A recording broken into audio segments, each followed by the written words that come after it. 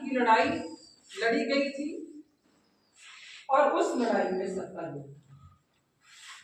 बाबा साहब वो व्यक्ति थे जिन्होंने भले तलवारों से लड़ाई न लड़ी, लेकिन जो कलम उनका हथियार था, और कलम ऐसा हथियार है कि उसके बल से हम दुनिया की बड़ी सी बड़ी लड़ाई को जीत सकते हैं, क्योंकि कभी भी फैसला तलवारों से नहीं हो पाया है, और जब भी फैसला हुआ है मेज के ऊपर आकर के कलम।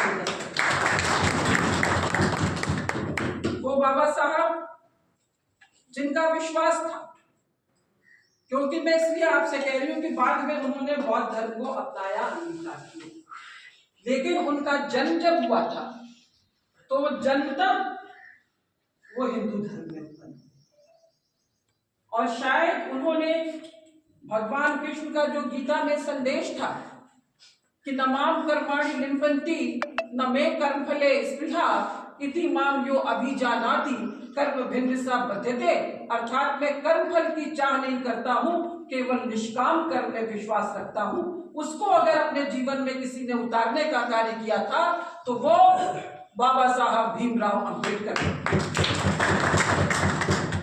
विकट परिस्थितियां थी, वो सबका वर्णन आप लोगों ने किया है, और हमारे साथी जानते हैं, भाई पपीताराम जी भी जानते हैं, तमाम हमारे साथी यहाँ पर बैठे हुए हैं।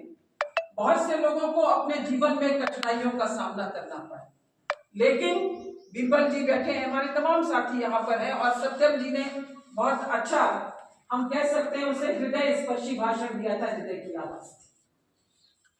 उन्होंने कहा था कि तुम्हारे पैरों में जूते भले ना हो, लेकिन हाथ में किताब जरूर होनी चाहिए। इसलिए होनी चाहिए कि तुम नंगे पैर तो चल सकते हो, लेकिन विचारहीन व्यक्ति यदि विचार नहीं होगा तो वो जीवित रहते हुए, मनुष्य रहते हुए भी पशु के समान होगा। ये मैं इसलिए भी कह रही हूं कि सभी व्यक्ति जो हिंदू धर्म में है, सनातन धर्म में है, वो गायत्री मंत्र पढ़ते हैं, तो उसमें क्या होता है, धियो यो न प्रचोदयात्, बुद्धि की तीव्रता की कामना की, और इसीलिए मस्तिष्क का स्थान हृदय के ऊपर है। इसलिए है कि हम कभी भी बुद्धि और विवेक का दामन अपने हाथ से ना छोड़ें। इसीलिए उन्होंने कहा कि शिक्षा सबके लिए जरूरी है। वो समय था जब पढ़ना मुश्किल था, उसके बावजूद उन्होंने एल्फिंस्टन कॉलेज बॉम्बे में है, तत्कालीन बॉम्बे ही वो कहलाता था, बॉम्बे यूनिवर्सिटी से शिक्षा ग्रहण की, और उसके पश्चात वो कोलंबिया यूनिवर्सिटी में गए, विदेश में। कोलंबिया ही नहीं, उन्होंने लंदन स्कूल ऑफ इकोनॉमिक्स में डिग्री ली थी, उच्च शिक्षा में, इसीलिए वो अर्थशास्त्री भी थे।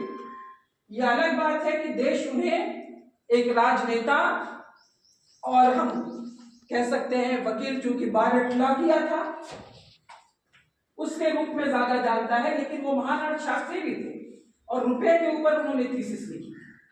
वापस लौट के हिंदुस्तान आए, शिक्षण का कार्य किया उन्होंने, और देखा कि किस तरह से दलित समाज को अपमान का सामना करना पड़ रहा है, तो लड़ाई कैसे होगी।